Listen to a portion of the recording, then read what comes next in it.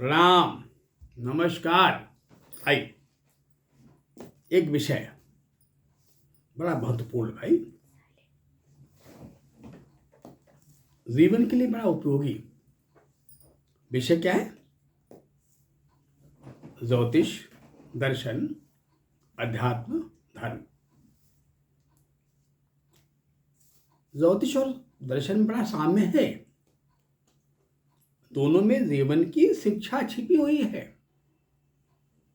अदृश्य को दृश्य करने या अदृश्य को देखने की क्षमता दोनों विज्ञानों में छिपी हुई है।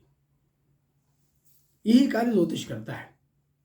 जो दृश्यमान नहीं है, जो दिखाई नहीं दे रहा है, उसे पहचानने, जानने,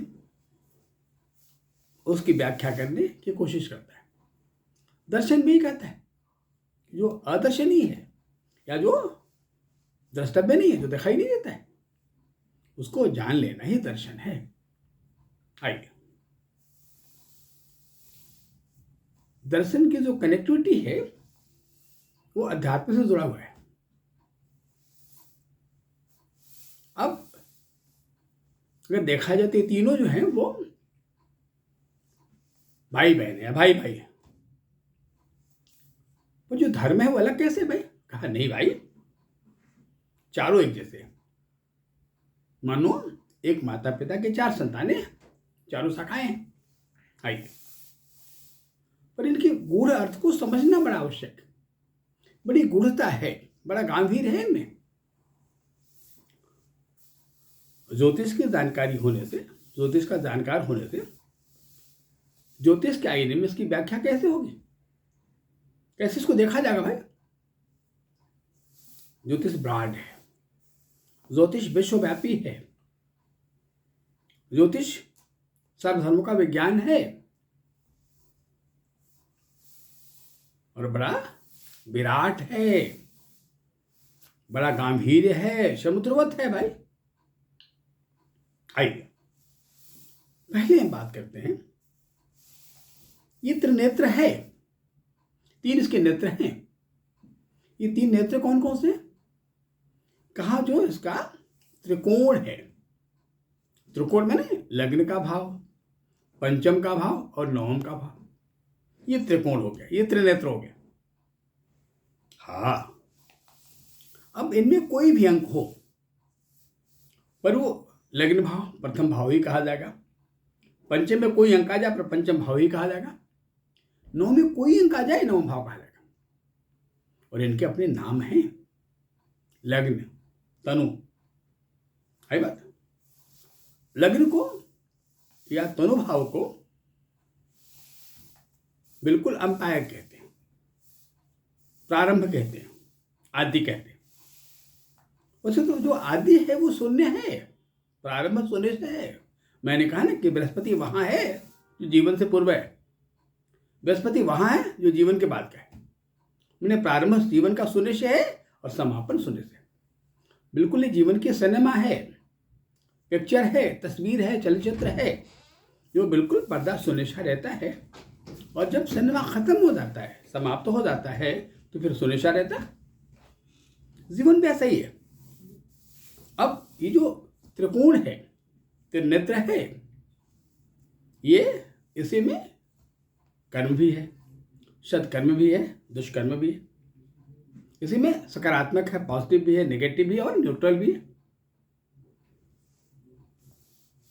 इसमें शरीर भी है, मस्तिष्क भी है और उसका संचालन भी है, फंक्शनिंग भी है। आइए, कैसे कार्य करता है? वैसे जो ब्रॉडनेस है, जो विशालता है, जो विराट स्वरूप है, वो तो बार बार विश्व की बातें करता है, जगत की बातें करता है। लेकिन क्या लिखा गया है कि विद्या समस्ता तौधे विवेदा स्त्रिया समस्ता सकला जगत्सु। ये जगत की बात करता है, किसी एक राष्ट्र की बात नहीं करता है। ये कहता है कि बस्तई कुटुंबकम, वो पूरी वसुंधरा की बात करता है, पूरी वसुधा की बात करता है, पूरी अवनी की बात कर देता है। कहा पूरी वसुंधरा हमारा परिवार है। विभेद नहीं करता है, अंतर नहीं करता है। वो रिलीजन में नहीं बांटता, हम हिंदू, वो मुसलमान, वो सिख, वो ईसाई है, नहीं बांटता। पहला एक, एक नंबर।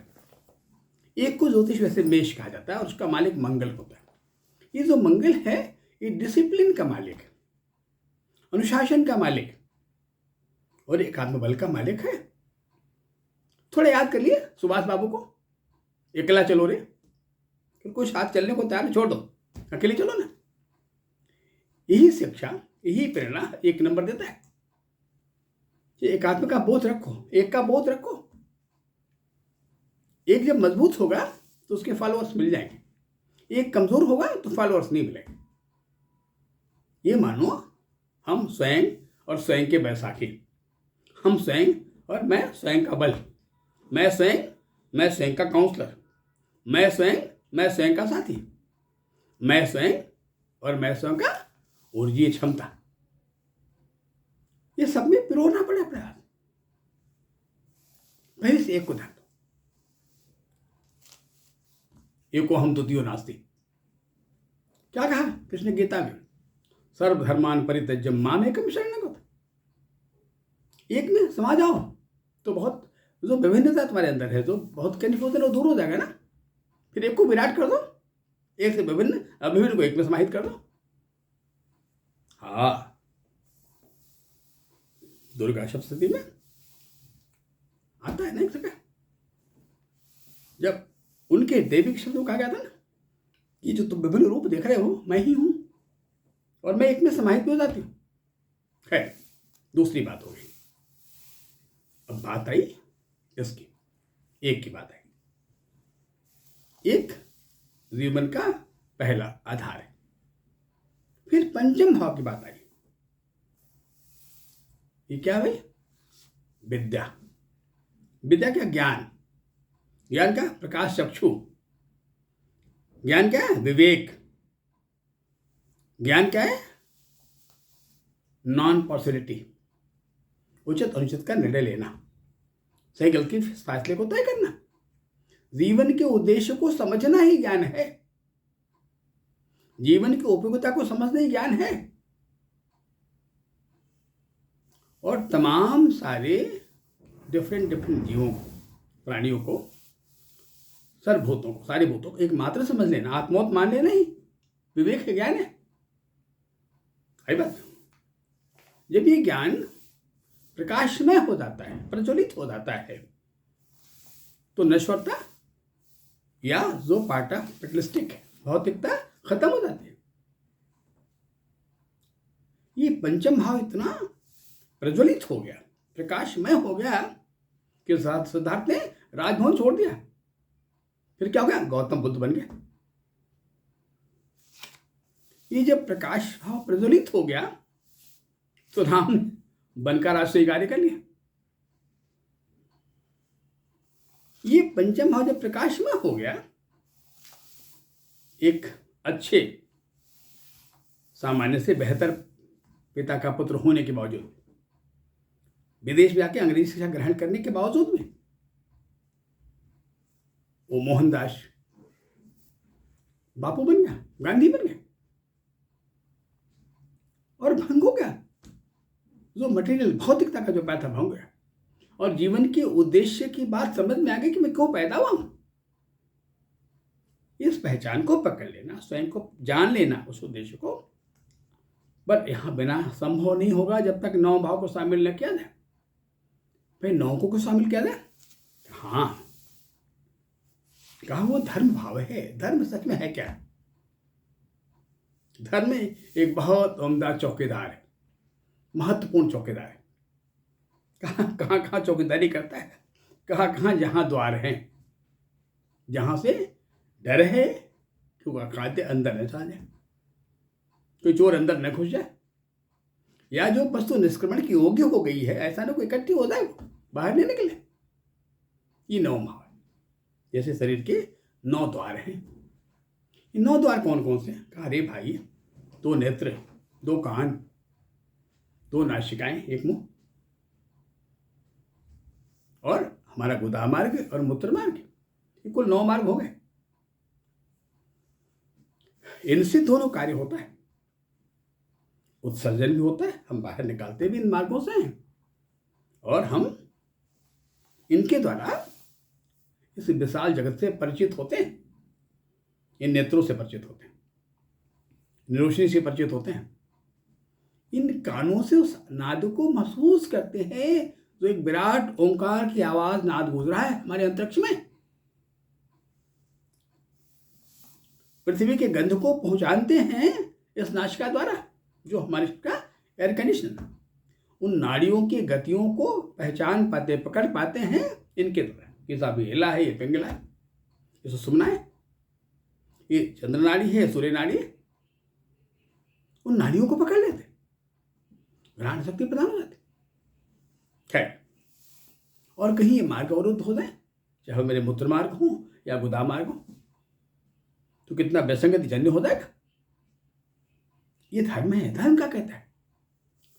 कहा धारणीय, हम धारण करनी होगी, हमें धारण करो, हम तुम्हें सद्मार्ग देंगे, हम दोनों के लिए प्रकाश में हो जाएंगे। एक के लिए जो एक पैदा हुआ, और उस पंचम के लिए जो 5 सेंसरी आर्गनों से प्रभावित होता है, पंचम भाव, जो कहता है कि पहला भाव है अग्नितत्व, हमारे नेत्र। क्या देखो, पर कुछ ऐसा देखो जो सकारात्मक हो, कुछ ऐसा देखो कि तुम्हारे नेत्र की तेजस्विता बढ़ जाए, कुछ ऐसा सुनो जिससे जीवन प्राणमय हो जाए, संचारमय हो जाए। उसे मत सुनो, उन्हें निकाल दो जो नेगेटिव है, जो तुम्हें आसक्ति के राह पर ले जाने वाला। ऐसी भाषा मत बोलो जो दूसरों को पीड़ा पहुंचाने वाली। मधुरता, स्वाद के लिए मत जियो, बल्कि सामान्य को स्वाद में बनाने की चेष्टा करो। विद्वान क्या करता है? सामान्य विषय को भी बड़ा गंभीर बना देता है। कभी लेखक, गायक क्या करता है? सामान्य सी लाइनें थी, इतना सुंदर गा दिया कि रोचकता बढ़ गई। ये पंचम भाव है। तो ये जो नवम भाव है, जिसको धर्म कहा गया है, ये इन दोनों भावों को अलंकित करता है। क्योंकि जो प्रथम भाव है, ये जीवन का दर्शन है, ये ज्योतिषी दर्पण है। जो पंचम है वो क्या है? वो स्पिरिचुअलिटी, अध्यात्म है। अध्यात्म क्या है? अपने आत्मा का से अधिक अध्ययन कराना, आत्मा को पहचानना, उससे आगे उस विस्तार को और बढ़ाना। इसे हम अध्यात्म कहते हैं। और धर्म क्या है? धर्म है जीव आत्मा के धर्म को धारण करना, चेतन और चेतन के बीच की दूरी को समझना, और यह समझना कि इस प्रकृति की जितनी चीजें हैं, जड़, जीव, चेतन, सब में गुण छिपा हुआ है, सबकी उपयोगिता है, सबके वैल्यू है, सबके इंपॉर्टेंस है। और इन सब की उपयोगिता से मिलकर सृष्टि की संरचना है। इसके बिना हम उसकी कल्पना नहीं कर सकते हैं, सृष्टि की कल्पना नहीं कर सकते हैं। और दोनों में फर्क क्या है, अंतर क्या है? धर्म ऊपर से हम उठ जाते हैं। जब हम एक धर्म को पहचान लेते हैं, उसे कहते हैं मानवता का धर्म, कि हम मनुष्य हैं। हमारा धर्म क्या है? हम योनि श्रेष्ठ हैं, अन्य योनियों में हम श्रेष्ठ हैं। इस धर्म को धारण करने के बाद ही अध्यात्म की बात पैदा होती है। बिना धर्म के अध्यात्म की कल्पना संभव नहीं है। लेकिन हम कभी कभी धर्म को पंथ में शामिल कर लेते हैं, जो ट्रेडिशनल है, पारंपरिक है। नहीं भाई, और विशाल रूप है। और देखा जाए तो अगर कुछ हद तक धर्म को मान लिया जाए तो कोई ऐसा धर्म ही नहीं है जो हमें गलत शिक्षा दे रहा हो। जितने धर्म ग्रंथ बने हैं उनके शिक्षाओं में बड़ा सद्ज्ञान है, बड़ा प्रकाश है, बड़ी रोशनी है।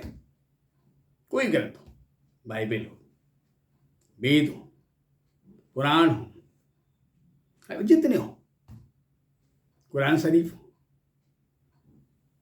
गुरु ग्रंथ साहिब हो, ऐसे कोई ग्रंथ ही नहीं। हाँ, एक बात जरूर होती है, ज्योतिष बड़ा स्पष्ट कहता है, साफ साफ कहता है, स्पष्ट कहता है। क्या कहता है? जो बड़ा संवेदनशील है, जो बड़ा त्याग भाव है, जो दोनों अवस्थाओं में, तीनों अवस्थाओं में, जो सहज, असहज, असामान्य, ऐसी अवस्थाओं में स्वयं को विचलित न होए, वो मानवीय गुणों से अति संपन्न कहा जाएगा। और जो आसक्तियों से रहित हो, आसक्तियां हमारे उद्देश्य मार्ग में सबसे बड़ी बाधक है। जो चाहती ना उद्देश्य पैदा है, इनसे तमाम सारे दोष पैदा हो जाते हैं। क्या? दंभ, अहंकार, क्रोध, काम, ईर्ष्या, द्वेष, देश कह लीजिए, ये पैदा।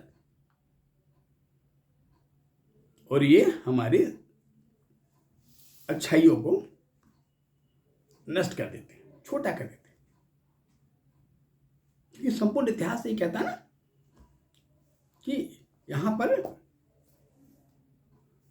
जिसने त्याग किया है बात, क्योंकि ईर्ष्या कहां पैदा होती है? जहां भाव में सीखना नहीं, अनुग्राहिता नहीं है, जहां या तो भावना प्रतिशोध का है या छोटापन का मन है।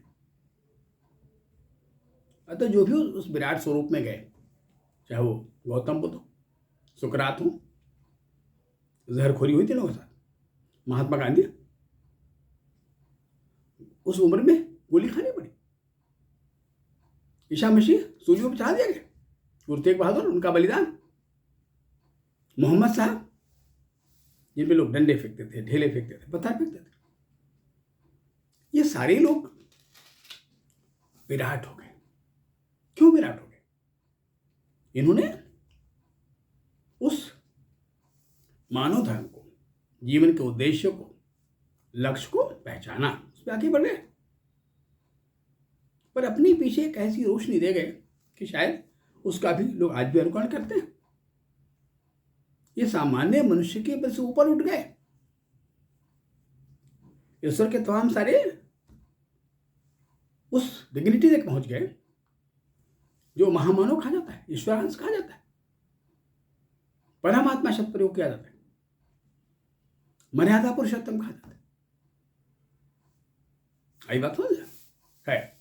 विषय बहुत लंबा है, इस पर चर्चाएं और भी करेंगे, एपिसोड यही खत्म नहीं हो रहा है, पर आज के दिन इतनी ही। तब तक के लिए नमस्कार, प्रणाम।